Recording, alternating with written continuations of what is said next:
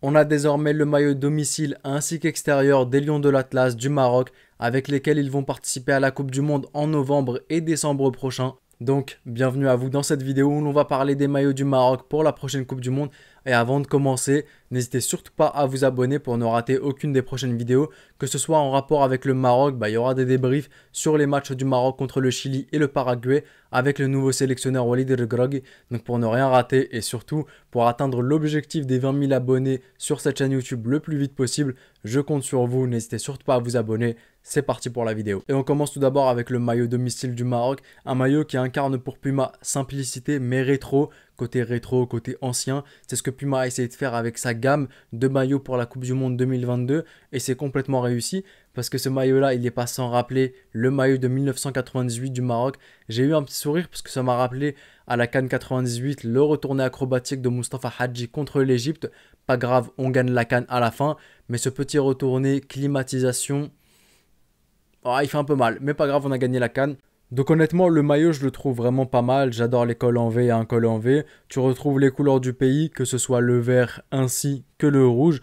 Donc honnêtement, c'est un super beau maillot. Maintenant, je trouve que le manche qui est en vert ici, je le trouve juste un peu beaucoup trop large.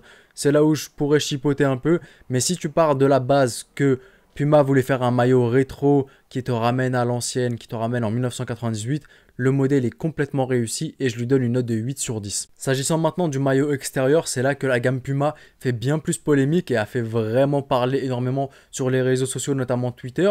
Il y a des maillots qui passent, il y a des maillots où il y a énormément d'idées, comme celui du Maroc par exemple, qui est à côté par exemple de maillots comme celui de la Côte d'Ivoire ou du Sénégal où c'est du grand n'importe quoi, même du Ghana, hein. Le maillot du Maroc, honnêtement, en toute honnêteté, je le trouve pas si mal que ça. Tout d'abord, col en V, comme je l'adore, tu retrouves le rouge ainsi que le vert, les couleurs du pays. Sauf que le maillot, il est blanc et c'est là que j'ai un petit problème. T'as la chance, toi, le Maroc, d'avoir des maillots que tu peux sortir en rouge, en blanc, ainsi qu'en vert. T'as déjà sorti du blanc l'année dernière. Pourquoi ne pas innover? Pourquoi ne pas avoir choisi le vert pour cette année? Là, je chipote complètement, mais c'est juste une petite idée d'innovation. Quand t'as la chance d'avoir autant de couleurs, pourquoi ne pas avoir changé? C'est tout ce que je dis tout simplement. Bref, tu as la bande qui est ici, qui fait pas mal stylé. Tu as aussi les couleurs du pays, vert ainsi que rouge, sur le manche au niveau des bras. Tu as le style de manche que j'aime bien, qui moule un peu tes muscles et qui fait ressortir tes bras, donc pas mal. Le logo de la fédération qui est au centre du maillot, comme j'arrête pas de le dire, à la Iron Man un peu. Ce que je trouve stylé, c'est ce que Puma a fait même pour ses clubs, comme Manchester City par exemple. Donc le logo au milieu, je trouve ça stylé, c'est de l'innovation.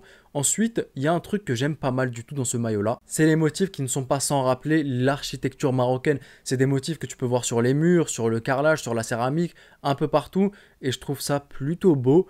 Ensuite, il y a un truc sur le maillot Maroc, c'est que là où maintenant où tu as le flocage, le numéro 2, il n'y a plus marqué MAR. Pourtant, sur le site officiel de Puma, il y a marqué MAR. Donc là, je ne sais pas comment ça va être fait en tout cas. Mais je préfère qu'il n'y ait pas du tout marqué MAR. Comme il peut y avoir marqué pour le Sénégal SEN ou pour l'Égypte EGY.